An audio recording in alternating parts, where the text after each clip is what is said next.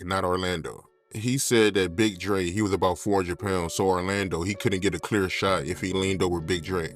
He knows who he gonna get a gun to do the work. It ain't gonna be no ifs, ands, and buts about it. Diddy's ex-bodyguard, Gene Deal, blew the lid off a long-standing narrative that has held the celebrity world captive for years. Through the art of dialogue, Deal drops the bombshell that Keefe Dee's tale, one that's dominated headlines for over 30 years, might not be the gospel truth after all. It's unequivocally that Orlando did not do the shoot. Deal proclaims, sending us reeling. Now, buckle up, because what Gene Deal unveils next has the potential to rewrite history. This isn't just another chapter in the celebrity saga. This is a seismic shift that might just change everything we thought we knew, pivoting on new intel that outright contradicts the established narrative of Orlando's role in Tupac Shakur's attack. Deal's revelations could be the tipping point. An undisclosed source whispered a game changer. Big Dre, towering at an alleged 400 pounds, was the main player that night, not Orlando. Deal, armed with this revelation, poses a logical question. Could Orlando realistically act with Big Dre's colossal presence blocking the way? But let's pump the brakes.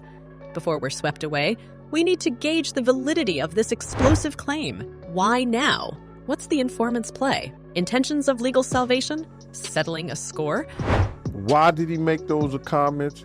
What was he given to make those comments? Such details could drastically alter the shooting's dynamics. Was Orlando in a different position? Did the informant overlook or misconstrue something? Maybe he was in trouble with the law, or he had did something, and he came forth and gave that information. As we sift through this whirlwind of data, we stumble upon Keefe Dee's earlier claims, penned in his book and endorsed by Greg Kading. But a glaring inconsistency stands out. When Keefe Dee cast the blame, Big Dre was alive, yet Orlando wasn't. But the reason he told that story at that time, Dre was still alive and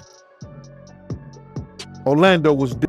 Convenient? Or a strategically played card? And as the dust of skepticism swirls around Keefe Dee's story, especially about Dre's supposed non-involvement, Deal's groundbreaking disclosures have paved the way for bold new theories. Did Big Dre have his finger on the trigger? Amongst these debates, one consensus stands firm among Las Vegas authorities, reinforced by Deal. They are resolute in their belief that Orlando wasn't the one firing.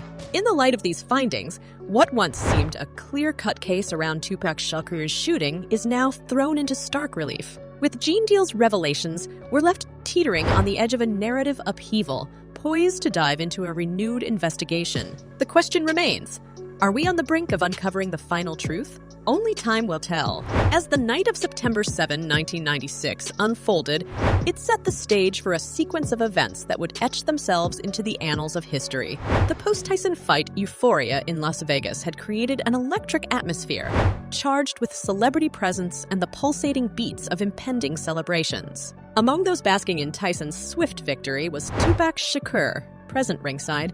Perhaps he was unaware that within a span of a few hours, his life would take a tragic turn. Let's rewind and paint the picture. The night's air was thick with anticipation. Traffic crawled down Las Vegas Boulevard, reflecting the slow yet steady progression of the events to come. Tyson, the WBC heavyweight champion, had just delivered a decisive punch, knocking out Bruce Seldon. Shakur, along with his entourage, was ready to ride this wave of victory straight to Club 662 for the night's after-party. But fate, it seems, had other plans.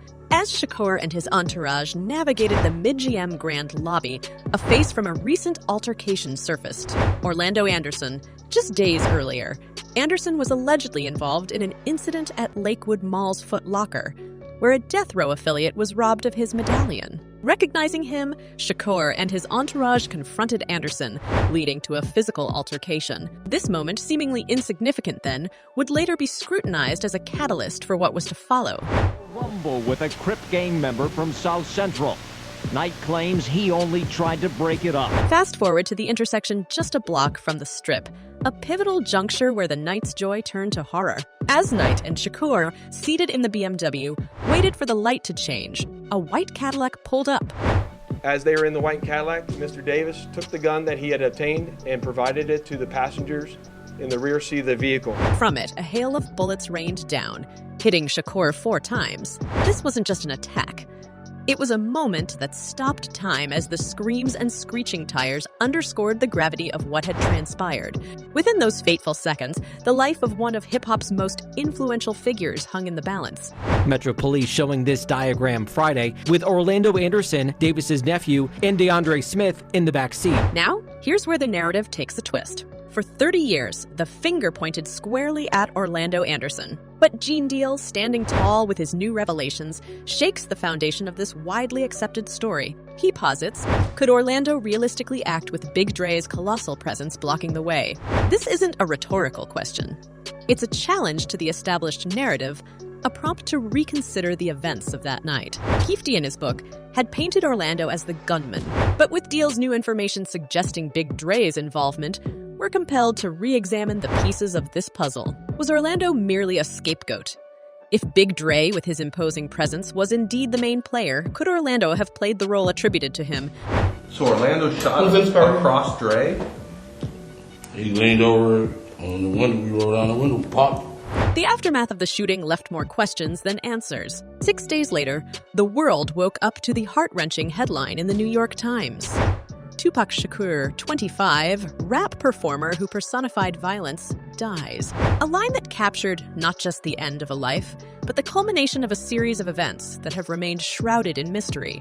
Gene Deal's interview with The Art of Dialogue throws a wrench into the gears of a story that many thought was set in stone. With new allegations pointing towards Big Dre, we're left to ponder. Could the accepted narrative be a meticulously crafted falsehood? Was Orlando Anderson merely a pawn in a larger, more complex game? As the tale unfolds, contrasting accounts and freshly excavated testimonies present a multifaceted portrayal of Tupac Shakur's tragic demise. Gene Deal's startling revelations certainly cast a looming shadow over what was once perceived as the gospel truth. Still, the burning question hangs in the air. Will the authentic story ever come to light?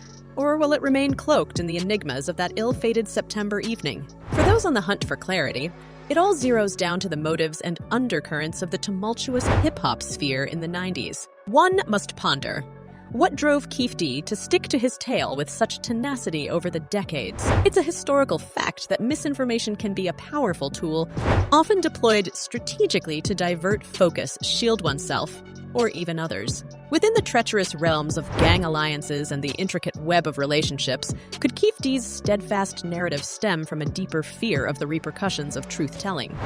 Cops know you do not mess with the evidence. Speculation is rife that Keefe Dee had ulterior motives. Was it a ploy to deflect the gaze of the law away from the actual perpetrators? Or was it a classic tactic of pinning the blame on the departed, such as Orlando, since the dead can't challenge tales told about them? But we mustn't lose sight of the bigger frame. This narrative isn't just about a skirmish that took a dire turn. It's a snapshot of an era marred by hip-hop's east-west animosities, deep-seated grudges, and the bubbling frictions between record magnates. Prestige, pride, and colossal fortunes hung in balance. A mere misjudgment or a careless whisper could spell doom. Yet, at the heart of this intricate maze of assumptions and declarations, a stark reality persists. The world lost a genius artist in his zenith whose legacy still reverberates. Whether Deal's disclosures only heighten the legend or inch us closer to the unfiltered truth remains a debate. As we traverse this hazy path, Shakur's poignant words linger. Reality is wrong. Dreams are for real. Perhaps in this sentiment lies the ultimate truth as we grapple to discern the factual from the fabricated in Tupac Shakur's poignant saga. The wave of revelations from Gene Deal has undeniably stirred the pot of public discourse. Opinions flow in torrents, with every fan adding their own drop of insight to the turbulent ocean of theories and hypotheses. Gene Deal said exactly what I've been saying. Orlando did not shoot Pac if he was on the opposite side of the car. It just doesn't make sense, one fan astutely observed, challenging the widely accepted version of events. Another, referencing the details of the crime scene, chimed in that makes sense. A dislocated arm, it came from the rear driver's side? They even said it was a big arm out of the window. The tide of fan comments also hinted at a creeping sense of disillusionment. One astutely remarked, at this point, it really doesn't matter who shot the gun. Apparently, all of them in that car were killers capable of doing it.